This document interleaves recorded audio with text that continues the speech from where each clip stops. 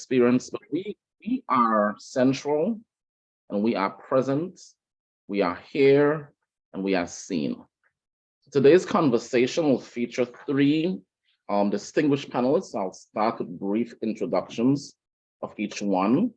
Their full bios, I will share the link to their bios in the chat box, so you just see their full bios. But for interest of time, I'll share brief introductions of the panelists. So I'll start first with Natasha Rodriguez. Natasha is a mother, a travel addict, an educator, a diversity, equity, and inclusion advocate, and a storyteller. The numerous eye-opening experiences she gained from traveling motivated her to create Journey Mom LLC, a woman-owned small business focused on advocacy and education in diversity, equity, and inclusion. In addition to being a business owner, she serves as a director of multicultural training and diversity programming at the University of Maryland Global Campus in their Office of Diversity and Equity. Please welcome Natasha. We are also joined by multi-award-winning actress, originally from Colombia, Karent Hinestroza. She has a bachelor's in dramatic art from the University of Valle in Cali, Colombia. Her diverse acting experiences span from feature films to theater, to television, to radio. She's the writer, producer, and actress in the thriller that you just saw as well. In 2013, the Academy of Arts and Sciences for Cinematography in Colombia gave Karent the Moncondo Award for Best Lead Actor for her role in the movie Choco. And that's a really great movie to watch. Please check it out as well. Last but not least, I'll introduce Manuel Mendez. He's the president of DC Afro-Latino Caucus. He's also a doctoral student at the University of Maryland, College of Information Studies. His scholarship focuses on Afro-Latino history in DC and the metropolitan region. He's a documentary producer, archivist, activist, and frequent panelist for events about Afro-Latino history, Latino presence here in Washington, DC. Please welcome all three panelists to the event today. So we are going to jump in. So we have a few questions to keep the conversation going. And very often, there's always derailing of conversations that involves Afro-Latinx progress, Afro-Latinx work. So these panelists today have tremendous lived experiences and are experts in a numerous range of areas. So I'll start with the first question, and I'll call on panelists to respond. Can you describe your journey navigating your identity in the US context? So I'll start first with Natasha. Can you describe your journey navigating your identity in the United States context? Sure, thanks, Selvon. And I definitely want to thank everyone here for the opportunity today. For me, I had a very blended experience growing up, navigating through my dual worlds, being both Black as well as Latina. I was raised in a heavy immigrant household, but I've lived in a predominantly Black community. And so even though my family looked like the community that we lived in, they stood out for speaking Spanish, and they had really thick accents.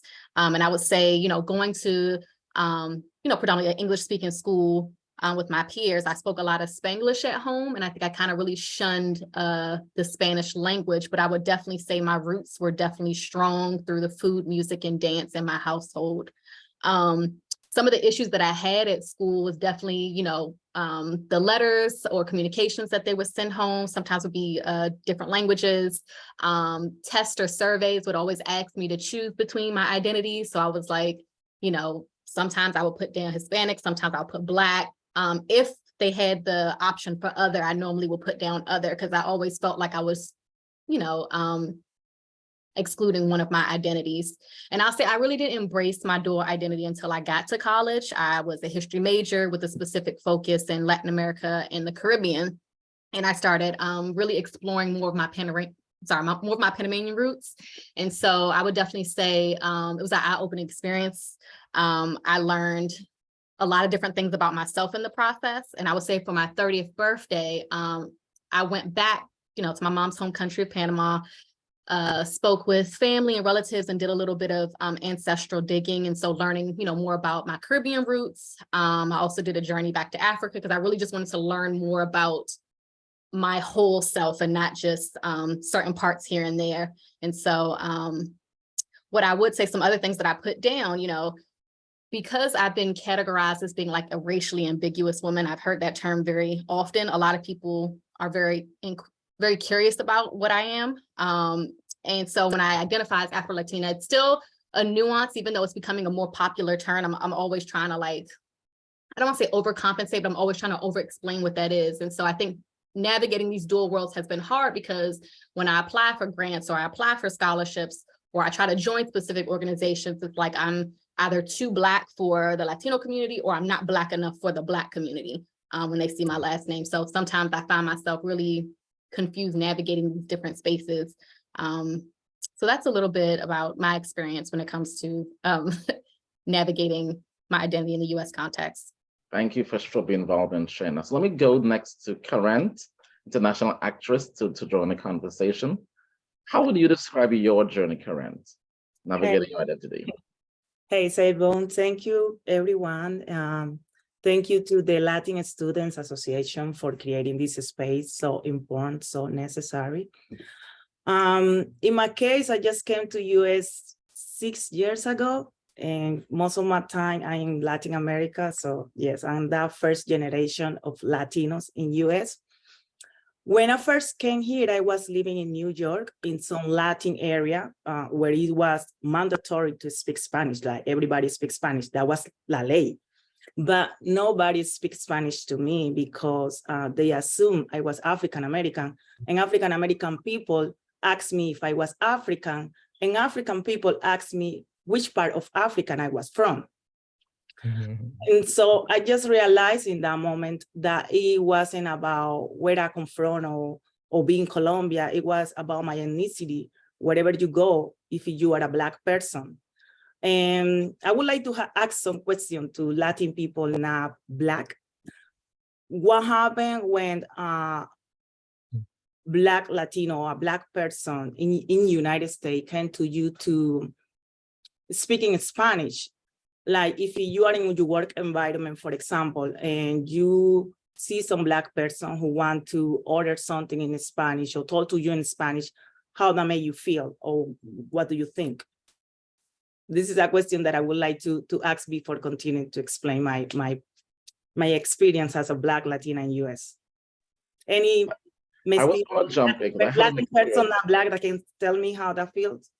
I had an experience yesterday that I think connects to the question, Karent. I was with a friend yesterday who is from Honduras. We were ordering food at the same restaurant. So he goes first and he orders food in Spanish, of course. And I go next to order food in Spanish as well. And the person, sort of looks at me and then continues talking to me in English. And I thought it was very interesting. I mean, yes, because that happened, it's still happening to me. Like Latinos, no Black, they refuse to speak in Spanish to me. And the reason I speak Spanish is because, how you can see, my English is not that good. And, I'm new here and I wanted to communicate in my own language, but I can hear they speaking Spanish to each other. And when I speak in Spanish, it's like, why you speak in Spanish to me? They got to respond in English. I'm like, I'm speaking Spanish because I speak better Spanish than English, so help me, please. Mm-hmm. So I just wanted to understand, because I'm confused about that, how it feels like, why even Latin American people don't know that Latinos are Black too, that when it comes to Black, it's not just African American. And so I feel like this space is very important, so we need a lot to learn from each other, right? Because we are part of the Latin community too. And so I just want to share that has been my experience, like understanding, navigating those two places, like trying to be Latina, but a Latin people still be ignorant about the large population of Black people in Latin America and in US too.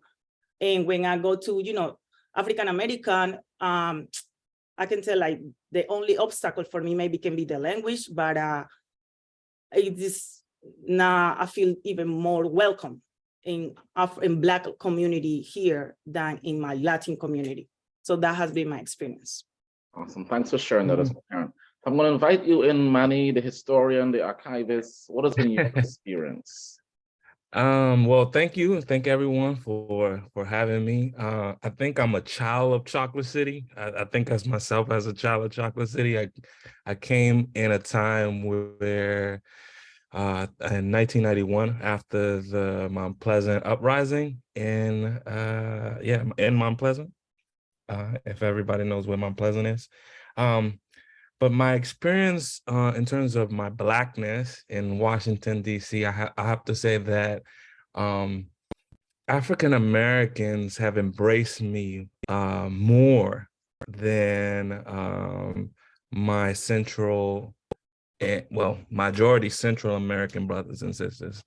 Well, it is also due to the fact that at an early age, I defined myself.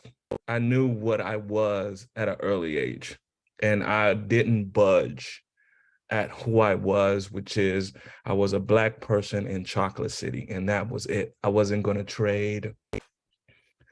I wasn't going to go into Latinidad because of the language that I spoke. I knew my family origins. I feel Black folks in the Caribbean have similar issues as African Americans here, and Central American Black folks have similar issues as African Americans. We just haven't been able to connect because of the European colonizers, right? So we have Spaniards colonize our folks.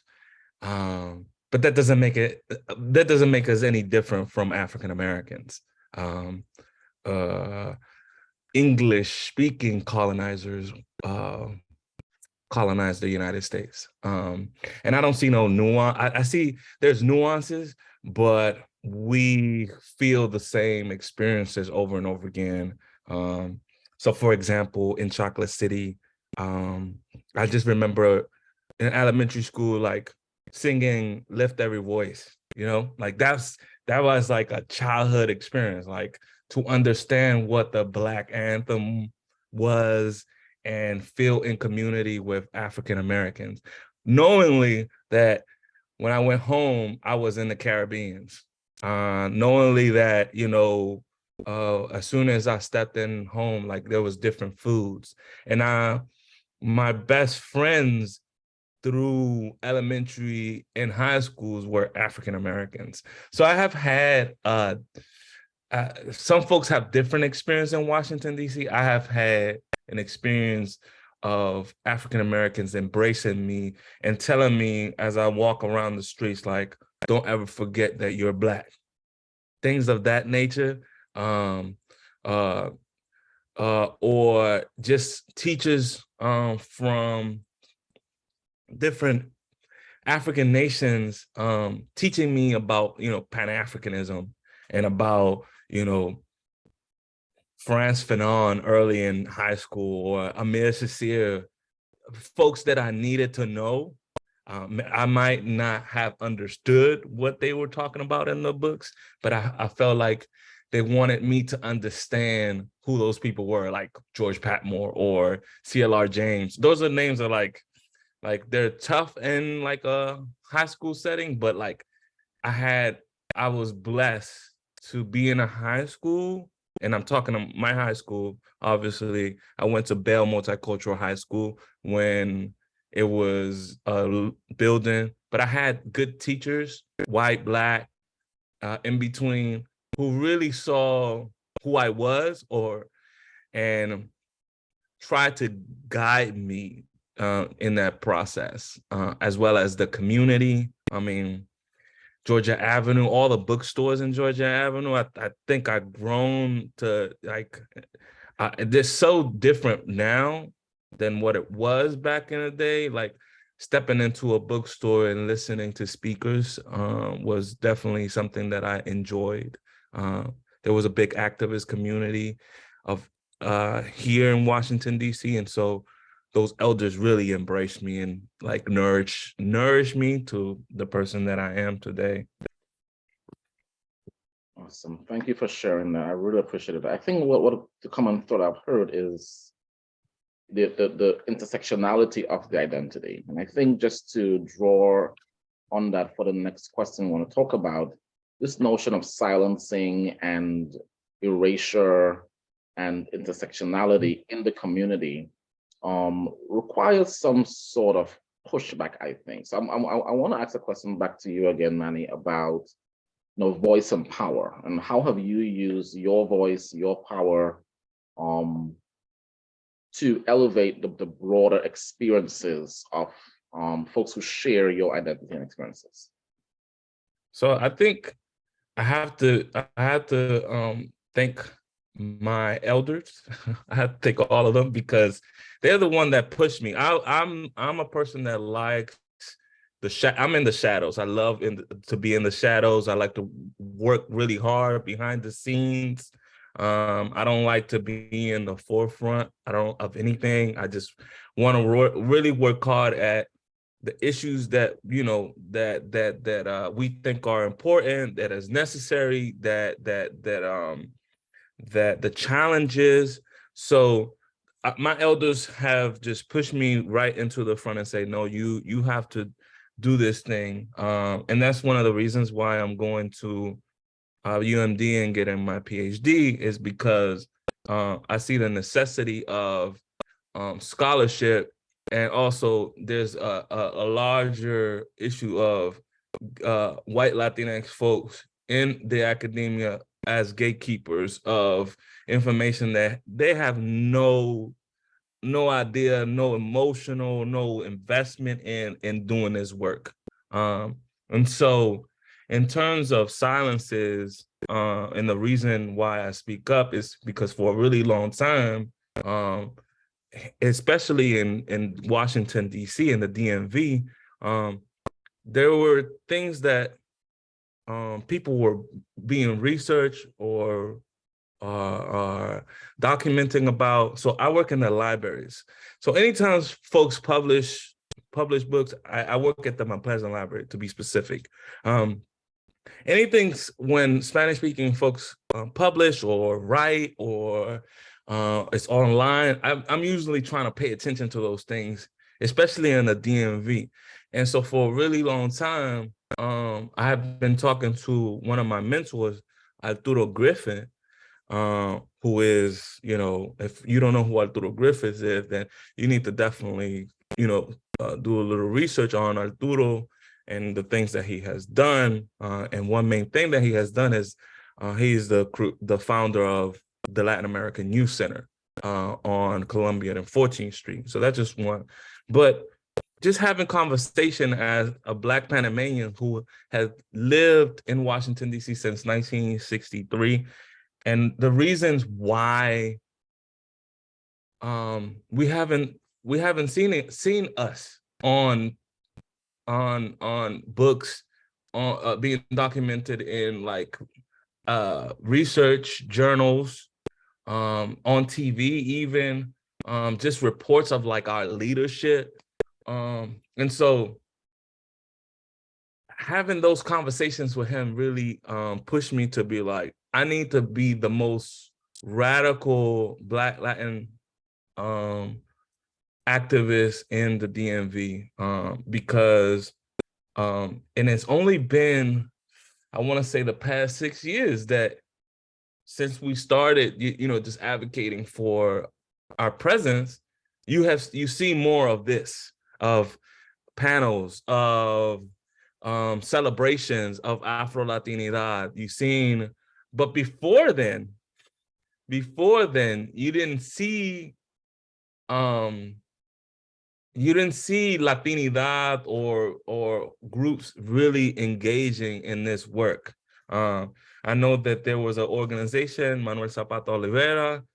There was another organization that started up that was Afro-Latino Institute, and the first Afro-Latino organization, which was the Studies of Afro-Latino Institute, which was created in the 1980s.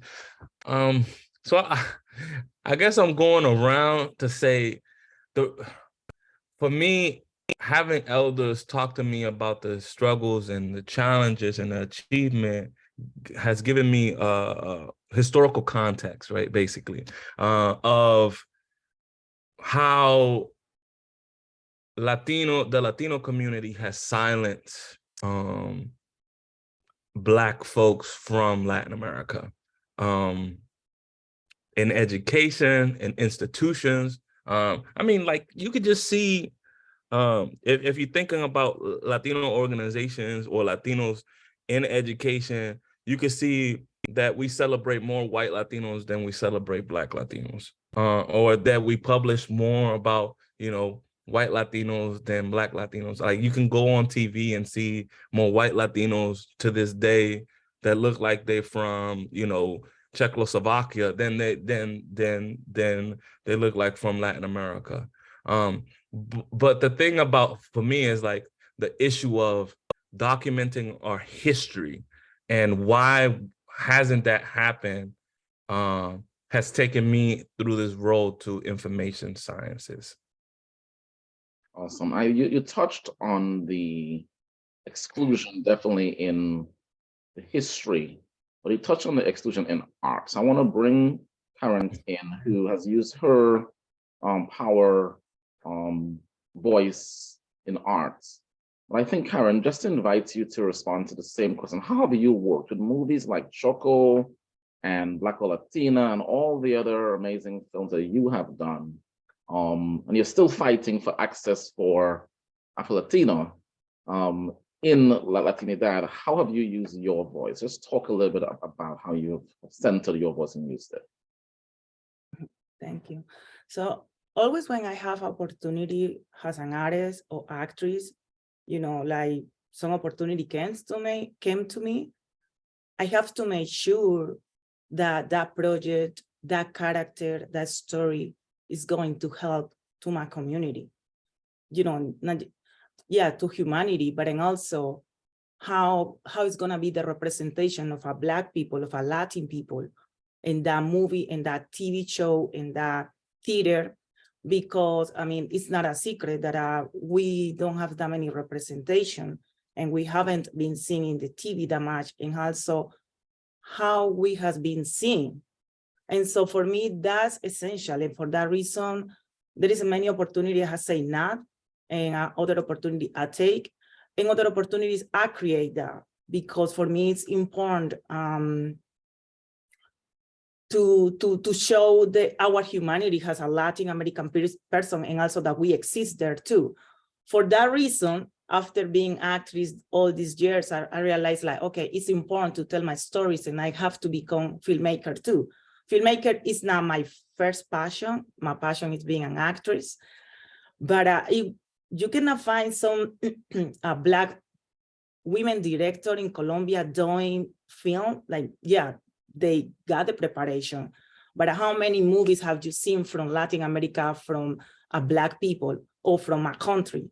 And so I understand that if nobody's doing that for us, we have to do that. So that's the way that I have been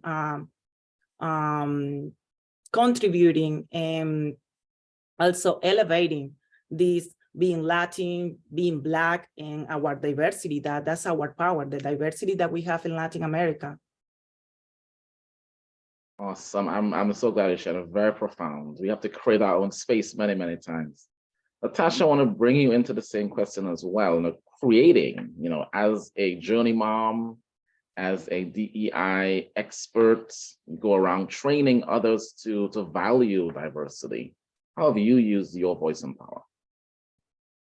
So I would say in a number of spaces, whether it's through my workshops and training. So I train our faculty and staff at the University of Maryland on a number of issues. In addition to teaching as well, I teach an undergraduate course that's specifically designed for first-gen students, first-term experience, as well as GAP students, and also through my blogging. I very much become very personal and very vulnerable in my blogging, because sometimes if I'm uncomfortable saying it like out loud in a conversation, I'm like, all right, I'm just gonna put my thoughts on paper so that way I get it all out. And a lot of my friends in my community growing up didn't know I had specific experiences or thought certain things, because a lot of times I would silence my own voice because I would get nervous about nobody wants to hear what I have to say, etc. And I would definitely say my experience has been different because I look very different from my family. So folks are like, oh, that's your family member? I'm like, yes, like as going to Karent's points, we're not a monolith, it's very diverse. The spectrum is far, wide, and in between. And so folks are like, oh, you're Panamanian, like what?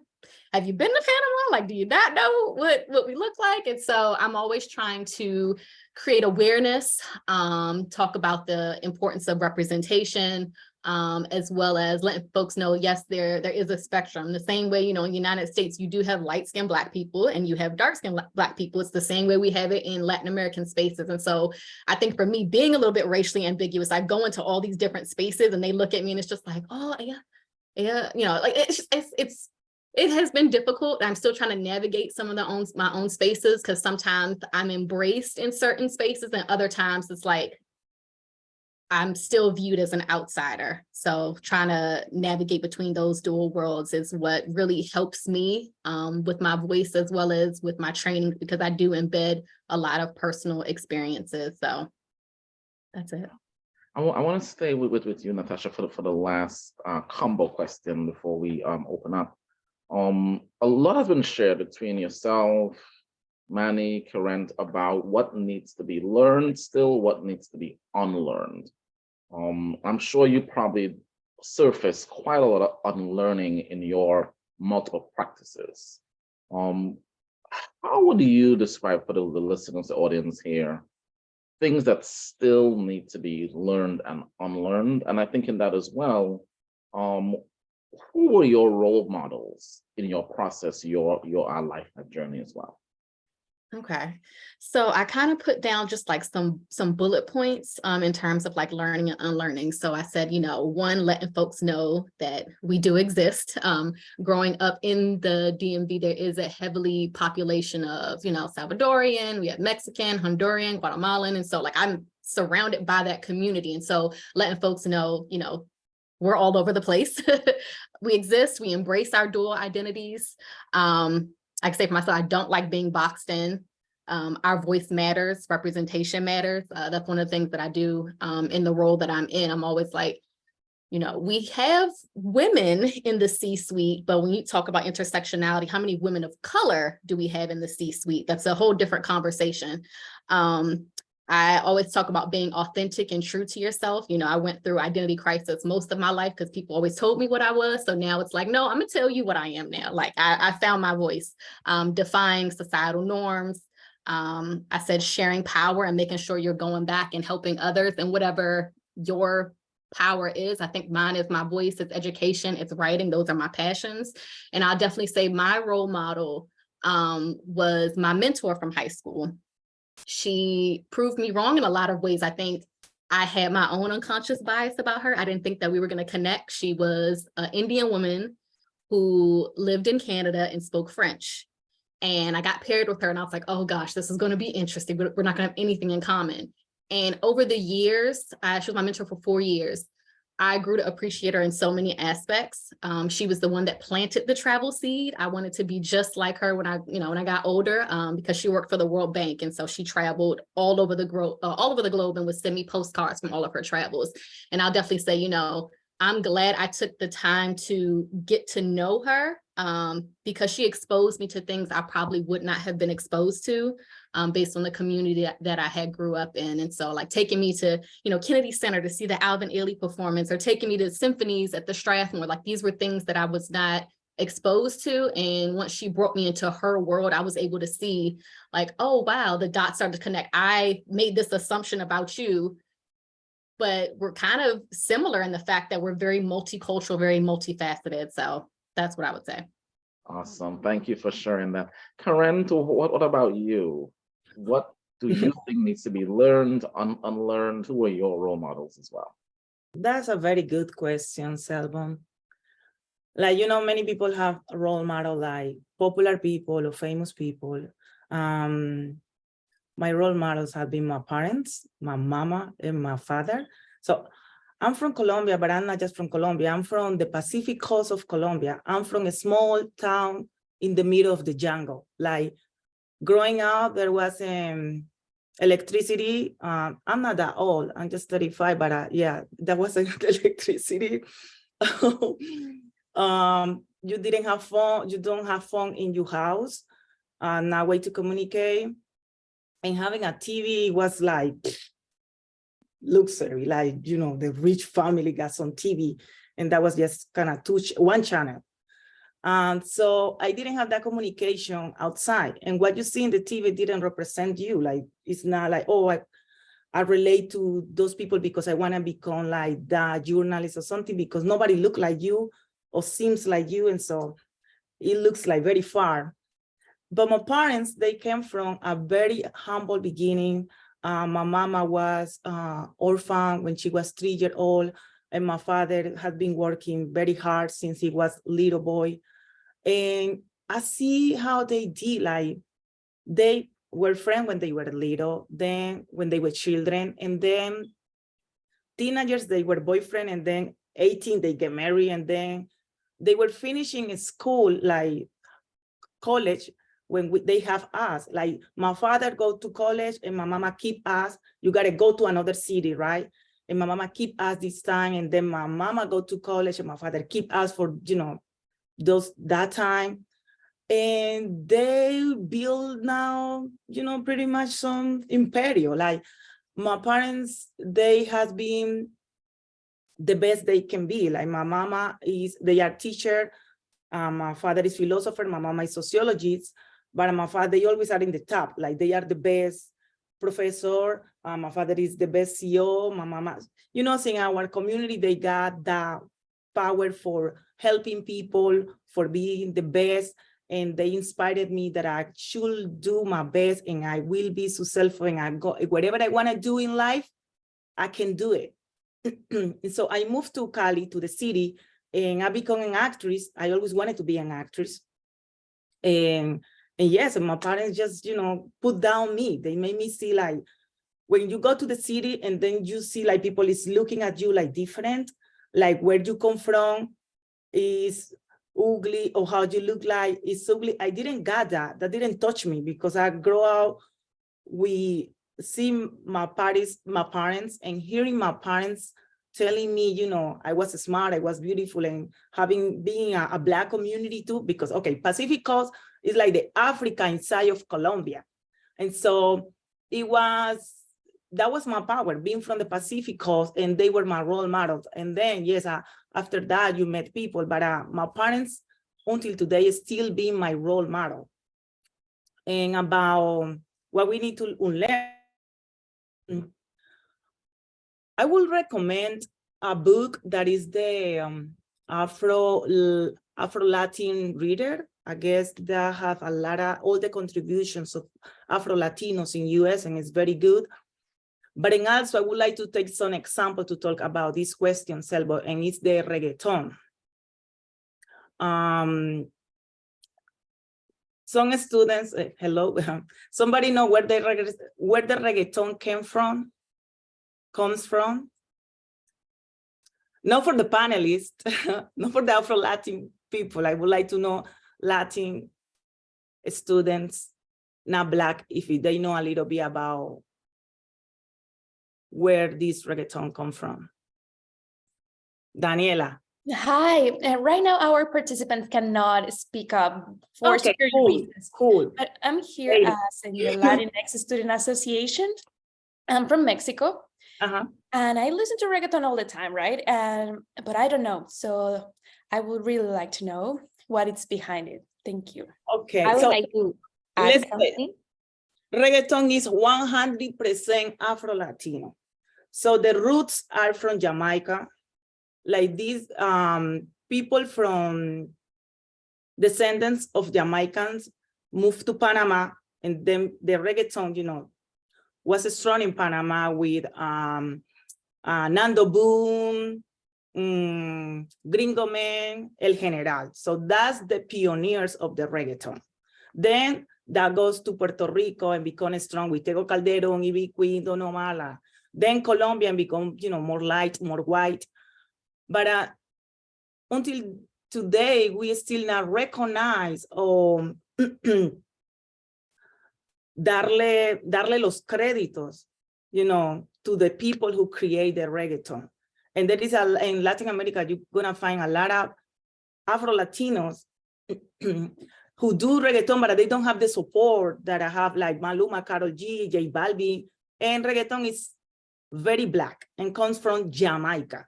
They start doing those freedoms in Spanish with the General, maybe because it's very old, and maybe, I don't know if you guys listen to General, but that was el papá del reggaeton.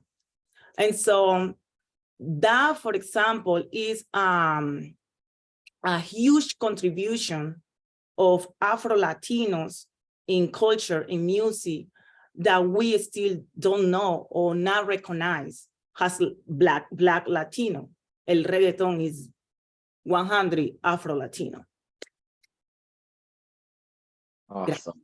Awesome. Manny, I'm going to bring you in to close us out at the same question. Lots covered, lots of ground covered there, but what needs to be learned? It's a lot to be learned. And but I was gonna go ahead. Yeah, but I was gonna say because the lack of historical context that we don't folks don't know their history. So in that same vein of talking about reggaeton, like folks don't know that salsa is not really salsa. Like salsa is guaguancó, guaracha, it has son montuno, all African rhythms that folks in Cuba and in Puerto Rico developed to make salsa. Folks don't really have any historical context. So I something to learn is some historical context. Know like the basic of Latin American history. Something to unlearn, white supremacy, mestizaje. Unlearn that. Unlearn that, yes, there's a plethora, there's an array, there's a rainbow of Latin American people in Latin America, in that they speak different languages, not just Spanish. Spanish is just our colonizer. Learn about, the indigenous folks in Latin America, the Black folks and their contributions. So yeah, just historical context and learn the purpose of mestizaje and basic history of Latin America. Awesome. I want to just thank you all, Natasha, Karent, Manuel. It's been an absolute pleasure. I've followed your work so closely, so I'm glad I can bring you all together here for University District of Columbia for this panel. We need more conversations like this, obviously. There's never enough time for these conversations. I want to thank you three tremendously. I want to bring in Dr. Ada just to close us out. I want to just end by thanking the Latinx Association as well for this space to have this conversation. Dr. Ada, I'll pass it back to you. Thank you. Really thank you to all of you for sharing your experiences with us so that we can listen and create this space. I have made the people that I recognize in the meeting co-host so that they're able to ask questions. So I have some students, I have a professor here. So is there anyone who have questions? Hello, hi, can you hear me? Yes. Yes, actually, let me turn my camera on, sorry, everybody. It's Olive Vassell here, and I hope you can see me, it's a little bit dark. I am a professor here in digital media, and I was really interested in and wanted to come to this discussion because my work is around Black Europe, and and telling our stories and getting our voices out there. So I really wanted to ask you about commonalities, because one of the things that I have found is that, getting an understanding about, say, something like your Africanness is not cohesive for us, say, in Europe. And I'm wondering if you've kind of experienced, as you talk about the plurality of the Latino experience, whether or not you're on different countries or in different places, for example, say the difference between being black versus being African, which we ran into in Europe. Am I Afro something, or am I black something? And what do each of those things actually mean? And how are we connected or disconnected by our understanding of who we are? So I really wanted to ask sort of each of the panelists about that, and how that has kind of played out, and have you seen any obstacles to creating a kind of collectivity that allows you to operate as a unit, as you move forward in this work? Since your work is perhaps is sort of a little bit newer than the work that we do in Europe, because we've obviously been doing that work for decades. So I'd love the panel to each of you to talk about this, the collectivity or not of all the different countries in terms of Africanness, Afro-ness, or blackness. Thank you. Thank you, Professor. So I'll invite any panelist who wants to jump in on that question.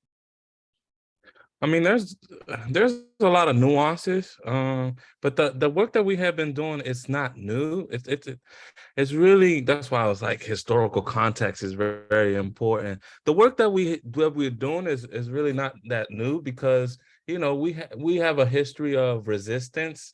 Thinking about a lot about the maroon societies in all Latin American countries, including the Caribbeans, of them asserting themselves as African people in Latin America.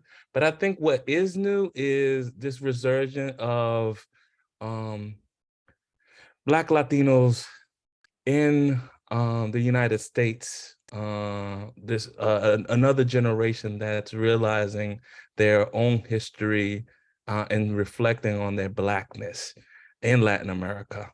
Some nuances, like folks in Latin America wouldn't say Afro-Latino, they would say Afrodescendientes, right? Or Afro-Colombian, or Afro-Colombiano, or Afro-Panameño, or Afro-Boricua. So it's more, Afro-Latino is something that folks are trying to kind of differentiate, similar to what I always think of Malcolm X when when the term African American went from Negro to Afro American to African American, and that evolution of what do we call ourselves, and I think that evolution is happening here in the United States. But the work, like in terms of resistance, in terms of being present, has always been there. Like I'm thinking about Mexico and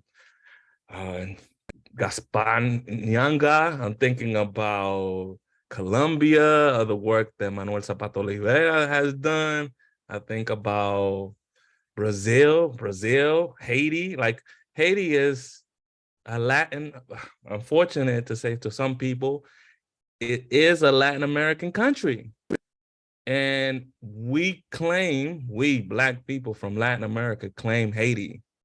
Haiti is ours.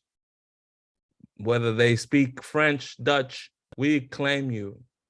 They came in the boats. And so those are some of the nuances.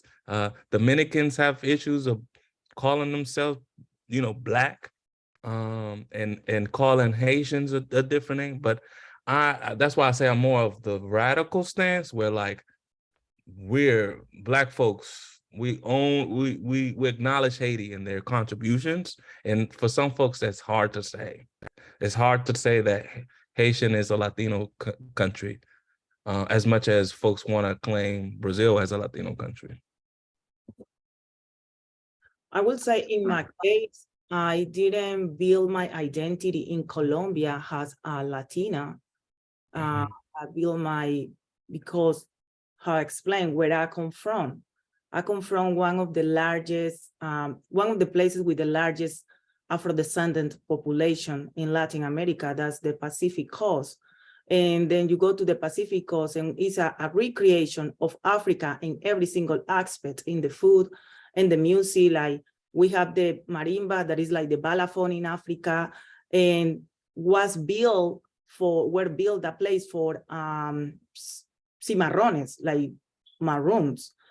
And so we wasn't in the Colombian map until recently. So with that said, it's kind of difficult for me to just, levantar bandera Latina, be standing like in Colombia.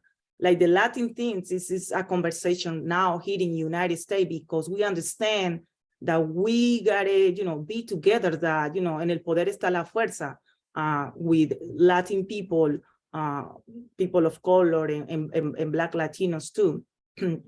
So I feel myself African woman born in Colombia.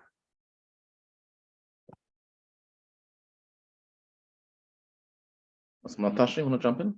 Yeah, I was gonna say, at least from my, I'm speaking for myself, from what I do in terms of like travel, I'm always trying to like find the commonalities. So I call it like the invisible differences. I'm always trying to find more commonalities versus the differences. And so I've been to over 30 countries. I talked to many different people, and I would definitely say folks are always like, oh, wow, like the way that I think about things are a little bit outside of the box. However, I always try to find like that human connection. So whether it's going, in the Caribbean, they have sorrel, or whether I'm going to Africa and they're calling it bisop, or, we call it hibiscus. So, or Jamaica, I should say. So all these different names. And I'm like, okay, like a lot of it is overlapped. I think going back to Manny talking like historical context, whether it was the first boat stop or the second boat stop, like we all are eating the same foods, maybe preparing it with different spices in different ways. But I always try to figure out like, where can I find commonality, whether it's through the music or whether it's through the language or through dress, because there are a lot of overlaps that I've definitely seen. So I would just say, at least in my experience, there is some collectivity in the way that I move to try to bring awareness to the Black global experience, if that makes sense. So we might have time for one more question before we wrap. If not, we can have that be the. I see Isabella has the last question. Yes, hello. So I actually would like to comment in what Mr. Mendez just shared. So I just remember of a PBS documentary called Black in Latin American by Henry Louis Gates Jr. And this documentary is very short. It has like 4 episodes, and it talks about like Black people in Latin America and in how white Latin people see Black ones. And the main distinction basically not only about how whiter skin look to darker skin, it's especially more different when we see like how Black people themselves look at each other. For example, we talk about, he mentioned, Mr. Mendez mentioned about Haiti and Republican Dominican. So even though both countries are like in Latin America, there is an issue of colorism for Spanish speakers. Well, I'm not from Republican Dominican, but I have so many friends, and from what I've read is that people inside, people who are from Republican Dominican do not see themselves, do not classify themselves as Black at all. So it is also, and that they, for example, embrace the monuments, everything is more about, they make it wider because they consider themselves just Latino, or maybe not as Black as the African Americans, how Latino looks African Americans. But in the differentiation with Haiti is that they embrace their Blackness. They embrace their blackness from Africa, and not specifically from the mixture of the Spanish colonizers. So it's pretty interesting about that, because as a Peruvian, my country also holds a lot of African heritage, as well as in Colombia, Mexico, for example. And it is quite horrendous to actually realize that in Latin America, as a society in general, we embrace this stereotype of trying to mejorar la raza, meaning trying to improve our race, like make our descendants lighter, because that's not only a racial issue, but in Latin American culture, it also attributes to a social distinguish. So the blacker you are, or the whiter you are, maybe the wealthier your family is, the more opportunities you may have. So it is pretty interesting, and I'm very happy to have you all today, and to learn from each of your experiences.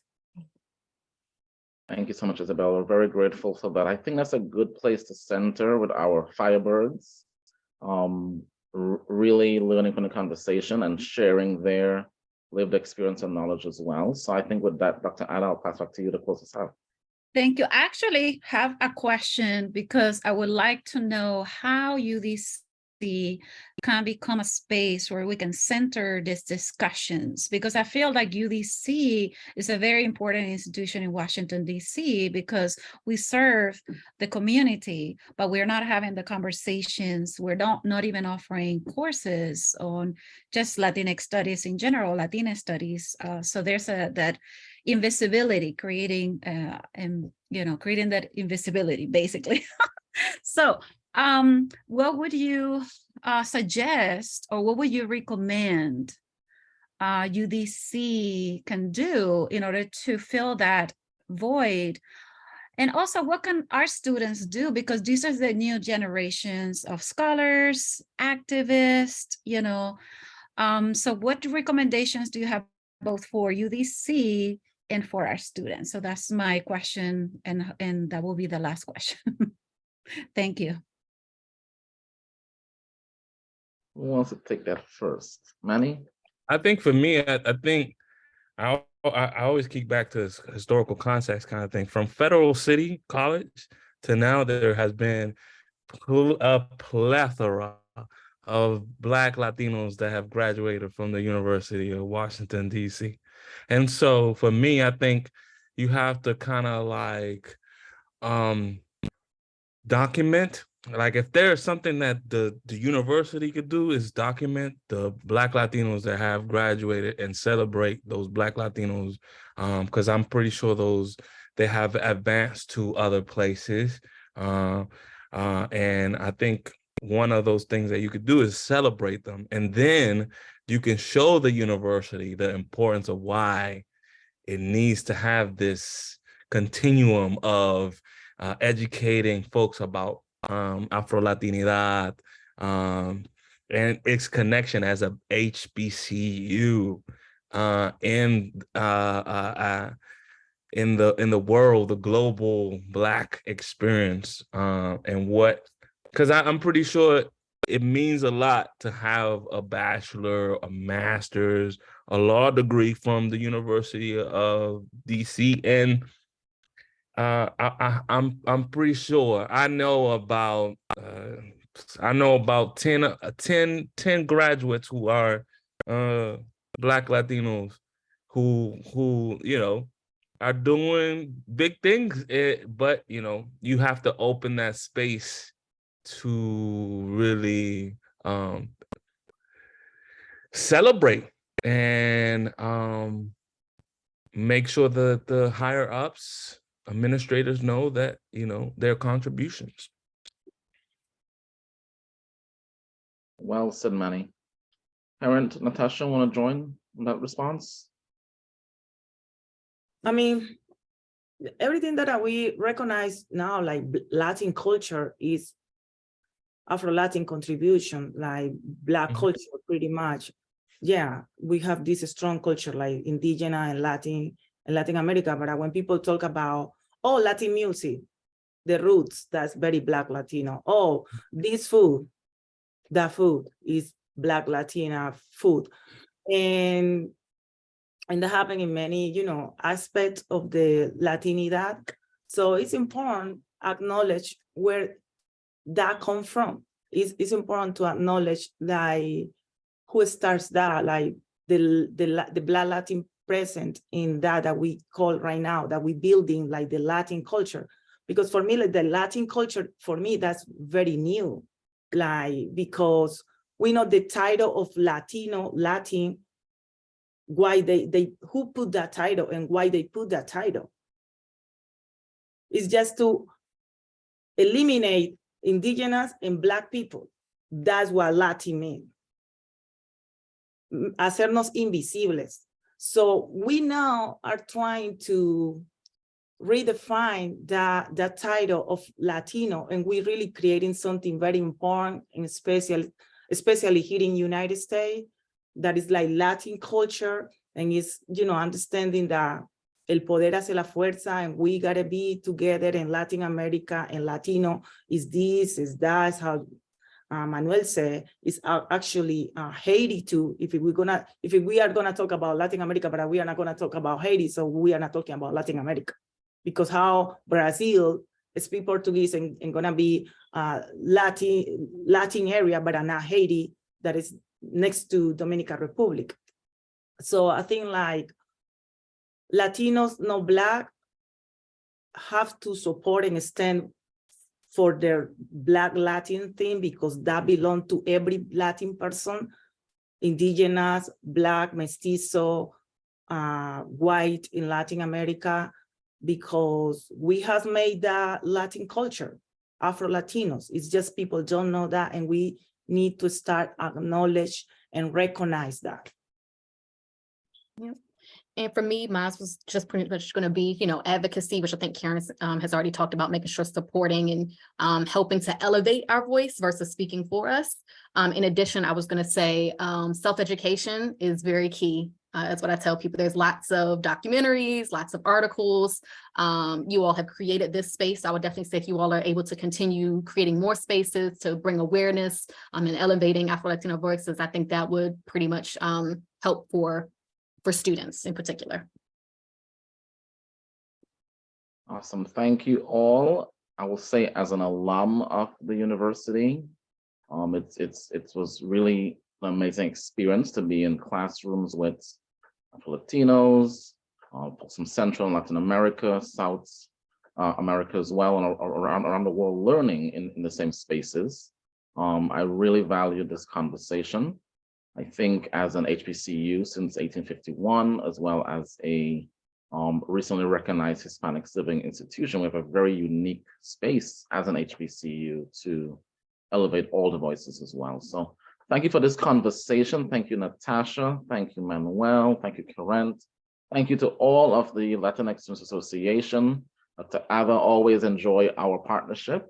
So I want to bring you in this to give some thanks as well, and we'll close out here.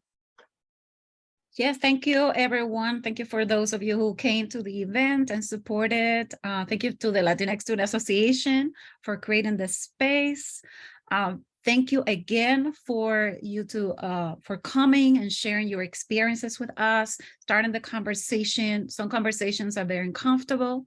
Some conversations may feel painful for some, but I think we have to have the conversations and we have to create the spaces, and this has to go on. In Black History Month should be the entire year, right?